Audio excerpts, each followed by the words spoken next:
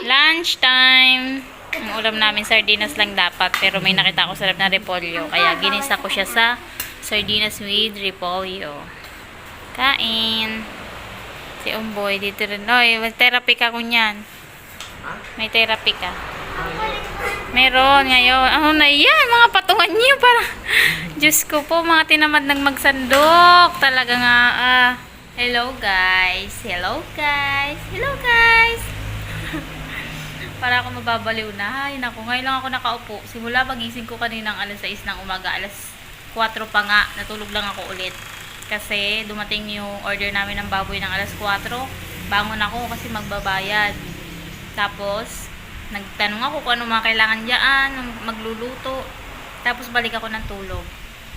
Balik ko ng tulog. Gising ako ng alas 6. Simula nun din ako umupo. Ngayon lang. Kakain kasi ako. Ayan, yung repolyo nating niluto. Ay, grabe yun. Daming inaasikaso. Hindi pa nga ako makaligo. Tingnan nyo, damit ko kahapon pa to. Hindi pa rin ako makaligo hanggang ngayon. Buti nakatulog na si Baby Ayla. Nakabawas-bawas sa gawain sa inaasikaso ko. Tulog siya ngayon. Ngayon ay alauna na ng tanghali. Yung tiklupin ko nandiyan pa rin. Ay, naku, dami nating gawa talaga. Aba, lang yung hindi ko pa natatapos. Yung akin tiklupin. Meron pa sa loob ng kwarto. Ganyan din kadami. Ay, naku po. Maya-maya na yan. Baka kasi pumunta kami ng Libmanan. Alauna na oh. Pupunta kami ng Libmanan, mamimili. Dahil palengke day ngayon. Bibili tayo ng kailangan sa kainan. Tapos, grocery din dito sa amin sa loob ng bahay. Tsaka, ano pa ba? Yun lang. Minsan nga, nag-iisip talaga. Kasi ito na lang yung time ko para ba magmuni-muni. Kasi simula talaga umaga hanggang gabi. Sobrang busy ko. Wow ha. So ayun, may nagtanong sa akin kung ano daw yung sekreto. Bakit sa dami daw ng ginagawa ko, sa dami ng nakaka-stress sa paligid, sa dami ng mga bagay-bagay na alam mo yun, na kailangang isipin is ano pa rin, tawag dyan, lagi pa rin daw ako naka-smile and good looking, wow, binuhat. Hindi yung parang maganda pa rin daw yung aura, yun na lang.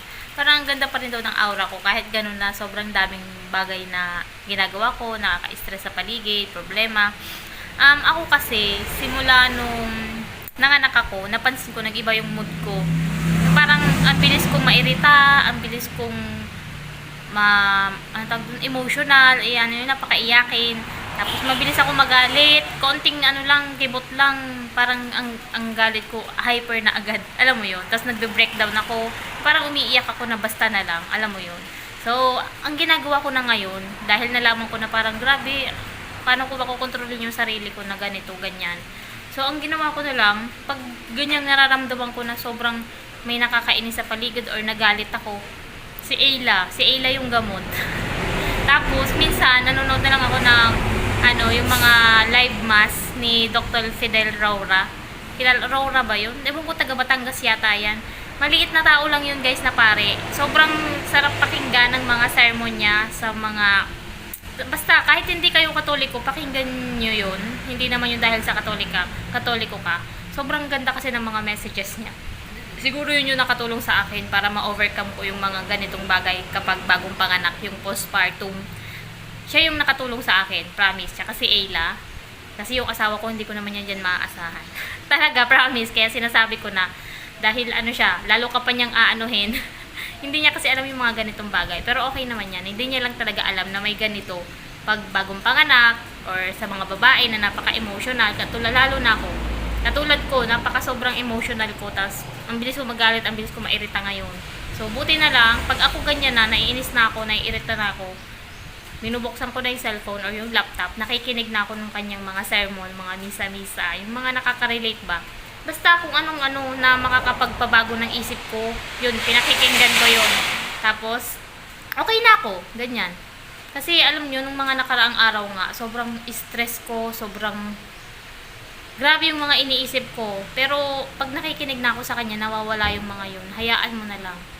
Focus ka lang doon sa goal mo. Magpo-focus ka lang sa goal mo. Iisipin mo pa rin, oo, ngayong araw may nangyaring ganito. Pero, wag mong hayaan na sirain nun yung buong araw mo ba. Yung sumunod na araw, isipin mo ganito na. Yung goal ka na naman. Nandun ka na naman sa goal mo. Focus ka na naman doon sa goal mo.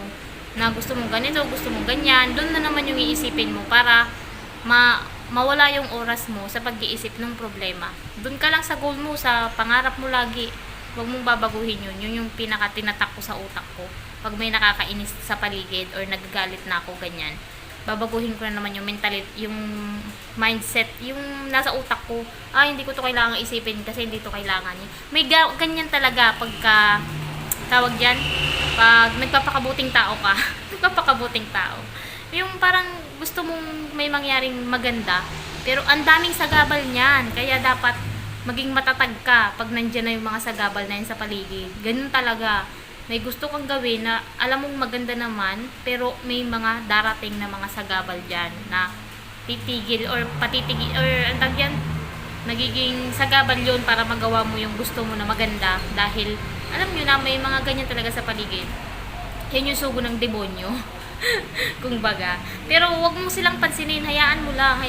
Kasi pag pinansin mo yan, titigil na yung mapapatigil nun yung goal mo, yung gusto mong puntahan. Halimbawa, may gusto kang bilhin, tapos biglang may sagabal na may nakita ka dito sa kaliwa, may nakita ka dito sa kanan, na gastusan or bibilhin mo na naman na iba, na wala na naman yung pangarap mo na gusto mong bumili ng ganito pala. Ito pala yung gusto kong bilhin, bakit ako bumili ng ganun?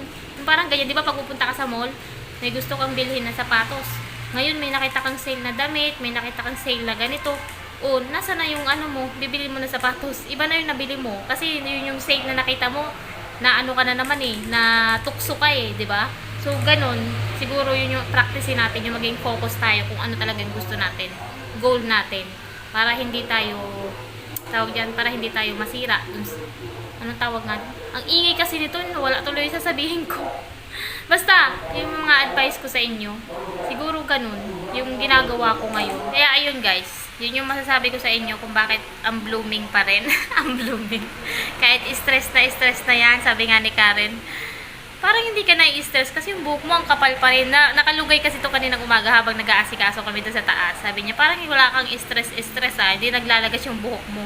Kasi sabi nila, pag healthy daw yung hair, hindi stress. Parang ganyan yung sabi niya kanina.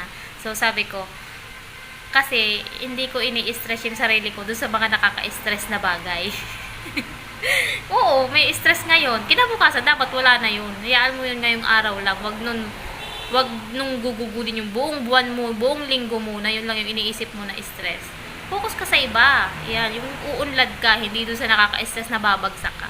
Kaya sabi ni Karen, ano daw sekreto? Tapos yung isa pang nag-comment nga, so ginawa ko lang ng vlog para masagot yung mga tanong nyo. Ayun, siguro. Tsaka laging smile, siguro. Nakatulong din yung pagdarasal, sobrang laking tulong. And lagi talagang nakasmile, and positive lang, positive. Ayun. Si Ayla, sobrang nakakatuwa. Kaya mag-baby na rin kayo. Yung baby talaga yung nakakatulong ng malaki. Grabe yung dala ng batang to sa amin. Sobrang blessing talaga siya sa amin ng batang to. Sobrang bait. Grabe. Kahit hirap ako sa pagbubuntis sa kanya noon, sobrang bait niya naman ngayon. Sobrang kabaliktaran. Kaya natutuwa ako dyan sa batang yan. Sana hanggang paglaki niya yan na maging mabait siya. Ay, nako. Sige na. At maliligo ako at magtitiklop ako ng damit and mamaya aalis pa kami. Sobrang dami ko pang schedule ha. Mamaya ulit. Anong gusto ng batang yan? Ha? Gusto mo ng video? Ha? Gusto ng video ng bata namin? Gusto ng video ng bata namin na yan? Ha? Ha? Sino madaldal na bata? Sinong madaldal? Oo, mainit na dito. Mainit. Ha? Init ng kwarto natin, ano? Sobrang init na dito. Gusto nang lumabas yan. Lalabas na naman yung batang yan. Oo. Gusto na naman lumabas. Yay! Tara, tara, tara, tara, tara. Tara, tara, tara, tara, tara, tara. Tara, tara. Ay ko, sinasabunutan ako. Sinasabunutan ako na bebe. Magkano po ang isaw? 5 pesos. 5 pesos lang to. Tapos, to barbecue yata. Hotdog. Tapos, fishball. Sarap. Ito yung sinasabi ko sa inyo na masjid ng Mambulo. Ayan siya. Di ba masjid tawag yan ano? Masjid. Pag Muslim na simbahan. Katapat ay halal food. Parang kainan din yata ito ng panghalal, pang mga Muslim na pagkain. Walang baboy, no? Ito yung nilalakad namin ng simula elementary hanggang high school. Lalakarin. Doon ang school sa may sasakyan na yun. Sa dulo, yung mapuno. Mataas na puno. Lalakarin mo yan. Papunta, pa uwi hanggang Tinangkian. Sa kabila pa nito. Tandaan pa ng tulay. Haba na nilalakad. Araw-araw yan. Pag uwi ka pa ng tanghali, naku po, tusta. Tapos, umaga, tanghali, tapos hapon pa. Layo na, pero enjoy naman. Mapuno pa kasi dati dito, hindi pa ganito na road widening. Ito pa lang yung kalsada. Wala pa tong dalawang to. Hindi na tayo nakaalis. Mag-aalas 5 na ng hapon. Hindi na kami nakaalis paligmanan. Hindi na ako pinayagan ni Papang umalis. Ayaw niya namang iwanan ko sa kanya yung bata. Ayaw niya rin kaming dalawa. Wala mag-aalaga kay Bebe at hindi kakayanin yung dalawang bata. Si Karen kasi nasa kainan, cashier siya dyan. Everyday. So, walang maiwanan. Wala kasi si Heidi. Nasa Ocampo na. Bumalik na siya ng Ocampo. Kaya ayan. Bukas si Papa na lang daw ang pupunta Libmanan. Hindi na ako kasama at sa bata ako magbabantay. Ayan. Pumunta kami kanina. Nakita nyo? Yung sa may masjid. Yung sa Muslim na simbahan sa Mambulo, tapos nag-isaw and kumain ng kung ano-anong hotdog. Puntahan natin ngayon si Umboy, therapy niya ngayon. Dito sana sa amin magte-therapy, kaso ewan ko kung nasaan na ba. Tara, punta tayo doon. At sobrang init sa kanila, pawis na pawis, baka mamaya mamutla na naman, mahilo na naman siya. Diyan na pala sila nag-therapy sa labas, oh. Malamig-lamig nga naman pag dyan sa labas kaya sa loob ng bahay. Dito pa lang amoy na amoy ko na yung panghilot. Sarap sa ilong. Dapat boy, hindi yan ang damit mo boy, mainit yan. Huba ka na lang, hubad ka na lang. Kita ka mararipon. Sabay nila. Hindi ka naman daw riripin yan. Sasalad ako ng araw ka ng gigibong ko, maloob, maduya, maloob. Para yung sa likod naman. Grabe na naman ang pawis mo, mamutla ka na naman dyan. Sabi mo nga, puti si kuya, kansugma. Bala ko pagkakansugma ng hapon, madigbi. Sabi ko, gigibong kong doon sa Cabernes. Oh. Tig-chat me na ita nag-swimming yan, nagduman sa dagat. Very good.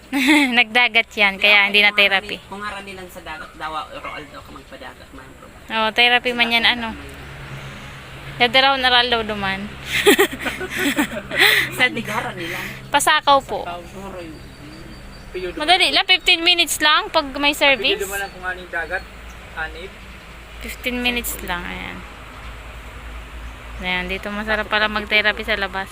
Tambitin, anib. Sinabi ko tayo ng gabi. Nagpapakalo ang aming bebe. Naiyak sakban, tulog ito daw siya doon. Antok na to, tutulog na yan. Antok na kasi yan eh. Pag nainit yan, grabe. Hindi ako makaprito kaya asikil na lang. Kasi nagpapakalong, di pa naman sila marunong kumalong. Mga nag-ML pa. Ano bebe? Antok ka na? Ha? Nanggaling mo pati oh. Si kuya muna mag-piprito. Si kuya muna piprito ng talong. Ulam namin ngayon ay talong. Ay, grabe ang pawis. Talong muna. Tapos may kain na tayo. And then ko na yung vlog dito. Grabe yung... Parang ngayon ko nakikita yung pagod ko sa mukha. Ano bebe? Bye-bye na! Bye-bye sa vlog bebe! Bye-bye! Smile muna! Smile! Yay! Smile muna! Bye-bye po! Bye-bye po! Napaglag yung subscribe! Napaglag yung subscribe! Bye-bye! Antok na talaga. Antok na. Antok na ang bebe. Bukas ulit. See you bukas! Napaglag yung subscribe!